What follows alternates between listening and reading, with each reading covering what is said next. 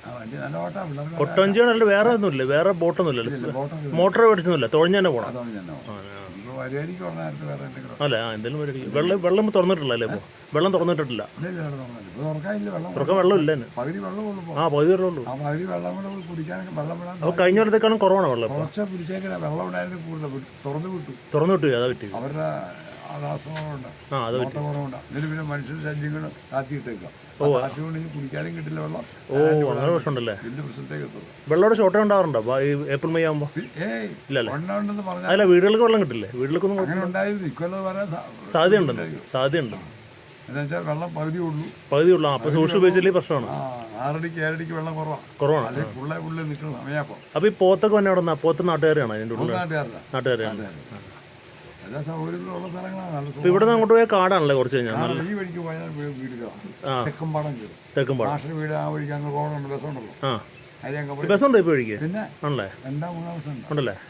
വേറെ മൃഗങ്ങളുണ്ടോ? മയിലല്ലാണ്ട് വേറെ മൃഗങ്ങളൊന്നുമില്ല? എല്ലാം ഉണ്ട്. ആ ഭാഗത്തേക്ക് പോയാൽ എല്ലാം ഉണ്ട്. എല്ലാം എന്ന് വെച്ച് കഴിഞ്ഞാൽ കുറുക്കൻ ഉണ്ട്, പോത്തുണ്ട്, പുലിയുണ്ട്. കഴിഞ്ഞ ആഴ്ച അവിടെ പുലിയുണ്ടോ? കഴിഞ്ഞ ആഴ്ച മുകളിൽ പുലി ഇറങ്ങിയ തോട്ടമുണ്ട്, ആണോ? റബ്ബർ തോട്ടമുണ്ട്, അവിടെ പുലിയുണ്ട്. അത് ശരി. കഴിഞ്ഞ അത് കാട്ടിലൊന്നും കിട്ടാണ്ടായിരിക്കും വെള്ളം ഉണ്ടാകുമ്പോൾ. ആൾക്കാർ ഉപദ്രവിക്കില്ലല്ലോ. അത് ശരിയാണ്. അതൊക്കെ വന്നുകൊണ്ടിരിക്കും. എല്ലാ സൗകര്യമായിട്ട് സ്ഥലങ്ങളെല്ലാം അവിടെ വെച്ച്, പക്ഷെ എല്ലാം നശിപ്പിച്ചുകൊണ്ടിരിക്കുക. പലതുണ്ടോ? രാവിലെ 8 മുതൽ വൈകുന്നേരം 6 വരെയാണ് എൻ്റെ സമയം. ഇതിൽക്കൂടെ നടന്നു പോയിട്ട് കുറച്ച് മാറിക്കഴിഞ്ഞാൽ പണ്ടൊരു സ്വിമ്മിംഗ് പൂളൊക്കെ ഉണ്ടായിരുന്നു. ഈ വഴിക്കൂടെ അങ്ങനെ ഒരു ചെറിയൊരു പാലമൊക്കെ ഉണ്ട്. ഈ പാലത്തേക്കൂടെ പോയിട്ട് അപ്പുറത്തേക്ക് കഴിഞ്ഞാൽ സ്വിമ്മിംഗ് പൂളൊക്കെ ഉണ്ടായിരുന്നു. ഇപ്പോൾ ഉണ്ടോയെന്ന് അറിയില്ല, കുറേ കാലം ഉണ്ടായിരുന്നു. ഇന്നിപ്പോൾ അത് തുറക്കാറില്ലായിരുന്നു, ഇപ്പോൾ തുറന്നു എനിക്കറിയില്ല. ഇപ്പോൾ ഇത് കഴിഞ്ഞിട്ട് ഇതാണ് മുമ്പിൽ നിന്നുള്ള ആ ഒരു വ്യൂ. ഇങ്ങനെ പോയി കഴിഞ്ഞിട്ട് ഈ റൈറ്റ് സൈഡിൽ കാണുന്നത് ചെറിയൊരു പാർക്കാണ്. പണ്ട് ആ പാർക്കൊന്നും ഉണ്ടായിരുന്നില്ല. ഇപ്പോൾ ശരിക്കും ഇവിടെ നന്നായിക്കൊണ്ടിരിക്കുകയാണ്. ശരിക്കും ഞാൻ ഈ ബീച്ചിൽ വരുമ്പോൾ ഞാൻ കാണുന്നത് വെച്ചാൽ ഇവരെപ്പോഴും ഇത് പ്രോഗ്രസീവായിട്ട് നന്നായിക്കൊണ്ടിരിക്കുന്നുണ്ട്. അതാണ് ബീച്ച് ഡാമിൻ്റെ പ്രത്യേകത. ഞാൻ പറഞ്ഞത് അവിടെയുള്ള അധികൃതരൊക്കെ നന്നായിട്ട് ഇതൊക്കെ ചെയ്യുന്നുണ്ടെന്നാണ് ഞാൻ മനസ്സിലാക്കുന്നത്. ഇപ്പോൾ വെള്ളം വിട്ട കാര്യമൊക്കെ എനിക്ക് തന്നെ അവരെന്തെങ്കിലും കാരണം ഉണ്ടായിരിക്കാം, നമുക്ക് അതിനെപ്പറ്റി അറിയില്ലാത്ത കാരണമാണ്. അപ്പോൾ അവരല്ലാണ്ട് വെറുതെ ഒന്നും വെള്ളം വിടില്ലെന്ന് നമുക്കറിയാമല്ലോ. അപ്പോൾ എന്തെങ്കിലും കാരണം ഉണ്ടായിരിക്കാം. അപ്പോൾ ഇനി ഇതൊക്കെ അടുത്തിടയ്ക്ക് ഒരു 10 വർഷമായിട്ടുണ്ടോ അതിൻ്റെ ഇടയ്ക്ക് ആവുന്ന പ്രതിമകളായിട്ടാണ് ഞാൻ കാണുന്നത്. അതിന് മുമ്പ് പ്രതിമ ഉണ്ടായിരുന്നില്ല. അപ്പോൾ ഇവർ ശരിക്കും ഇതിലേക്ക് ഒരു പൈസ ഇറക്കിയിട്ട് നന്നാക്കിയുണ്ട്. അതാണ് ബീച്ച് ഡാമിൻ്റെ ഏറ്റവും വലിയ പ്രത്യേകത എന്ന് പറഞ്ഞാൽ അവരവിടെ കുറച്ച് കാശ് ഇറക്കി തന്നെ നന്നാക്കാൻ ശ്രമിക്കുന്നുണ്ട്. അത് ശരിക്കും അപ്രീഷ്യബിളാണ്. അതുകൊണ്ട് തന്നെയാണ് ബീച്ച് പിന്നെ അട്രാക്ഷനായിട്ട് കൂടാൻ കാരണം. ഇപ്പോൾ കുറച്ച് മെയിൻ്റനൻസ് എന്തോ കാരണങ്ങൾ കൊണ്ട് കുറവായിരിക്കും. അത് അവർ മാറ്റുമെന്ന് എനിക്ക് ഉറപ്പുണ്ട്. കാരണം അവരങ്ങനെ ഇടാറില്ലേ, നന്നാക്കി തന്നെ ചെയ്യാറ്. സോ ഇപ്പോൾ ഇടയ്ക്കുള്ള എന്തെങ്കിലും ചെറിയൊരു പ്രതിസന്ധി ആയിരിക്കാം മിക്കവാറും. ഇതെല്ലാം ഞങ്ങൾ പിന്നെ തിരിച്ച് ഞങ്ങൾ മുകളിലേക്ക് തന്നെ പോവാണ്. ഇതിപ്പോൾ ഇറങ്ങി കണ്ടുന്നത്. അത് കണ്ടിട്ട് പവലിയൻ ഉണ്ട് മുകളിൽ. ഈ പവലിയനാണ് ഇവിടുത്തെ ഏറ്റവും ഹയസ്റ്റ് ഏരിയയാണ്. അപ്പോൾ അങ്ങോട്ടേക്ക് ഏറ്റവും മുകളിൽ കയറി കഴിഞ്ഞാൽ നമുക്ക് ബീച്ച് ഡാമിന് ചുറ്റുമുള്ള ഫുൾ ഏരിയ നമുക്ക് കാണാം. ഇത് പണ്ടേ ഉള്ളതാണ്. 80 ഞാൻ കണ്ടൊരു സ്ഥലമാണ് ഇതെല്ലാം. അപ്പോൾ ഇപ്പോൾ അവർ കുറച്ചുകൂടി നന്നാക്കി എടുത്തിട്ടുണ്ടെന്ന് ഞാൻ പറഞ്ഞ പോലെ തന്നെ ഇവരെല്ലാം നന്നായിക്കൊണ്ടിരിക്കുകയാണ് എല്ലാ കാര്യങ്ങളും. അപ്പോൾ ഇവിടെ ആൾക്കാർക്ക് വന്നിരിക്കാം. ഇതിൻ്റെ മുകളിലേക്ക് സ്റ്റെപ്പ് കയറിപ്പോയി ഏറ്റവും മുകളിൽ പോയിരിക്കണം. പോയി നമുക്ക് കാണാൻ പറ്റിയൊരു സ്ഥലമുണ്ട്. അത് വാച്ച് ടവറാണത്. ആ വാച്ച് ടവറിൽ നിന്ന് നമുക്കിത് ഫുള്ള് ഏരിയ നമുക്ക് ബീച്ച് ഡാമിൻ്റെ കാണാൻ പറ്റുമെന്നുള്ളതാണ് എൻ്റെ പ്രത്യേകത. ഇതാണ് ഏറ്റവും മുകളിലത്തെ സ്ഥലം. അപ്പോൾ ആ മുകളിലെത്തി കഴിഞ്ഞാൽ നല്ലൊരു കാഴ്ച, ചുറ്റുപാടെല്ലാം കാണാം. ഇതാണ് ആ മുകളിൽ നിന്നുള്ള കാഴ്ച. കൊട്ടവഞ്ചിയൊക്കെ ദൂരെ കാണാൻ പറ്റും. കൊട്ടവഞ്ചി അങ്ങനെ ഡാം ഇവരെന്തായാലും പുതിയ കാര്യങ്ങൾ ഇൻട്രൊഡ്യൂസ് ചെയ്തിട്ട് നന്നാക്കുന്ന കാര്യത്തിൽ ഒരു സംശയമില്ല. ഞാനതിൽ ഇവർ ശരിക്കും അപ്രീഷിയേറ്റ് ചെയ്യുന്നുണ്ട്. ഇവിടെയുള്ള നടത്തിപ്പുകാരൻ നമ്മൾ അപ്രീഷിയേറ്റ് ചെയ്ത് പറ്റും. അത് അങ്ങനെ തന്നെ പറഞ്ഞു പറ്റൂ. ഇപ്പോൾ ഈ കുറച്ച് മെയിൻ്റനൻസ് കുറവുണ്ടെങ്കിൽ അതവർ മാറ്റുമെന്ന് എനിക്കറിയാം. ഈ കാണുന്നതൊക്കെ മലനിരകളാണ്, ഫോറസ്റ്റാണ് ചുറ്റും. ഇതിൽ ചേട്ടൻ പറഞ്ഞ പോലെ കുറച്ച് മൃഗങ്ങളൊക്കെ ഉണ്ടാവാം, പക്ഷേ വന്യജീവി ശല്യമൊന്നും അത്ര റിപ്പോർട്ട് ചെയ്യപ്പെട്ടിരുന്നില്ല. അത്യാവശ്യം സേഫായ ഏരിയകളാണ് ഇതെല്ലാം. കുടുംബങ്ങൾക്ക് വന്നിട്ട് പോകാൻ പറ്റിയ ഏരിയയാണ്. വീഡിയോ കണ്ടവർക്ക് നന്ദി.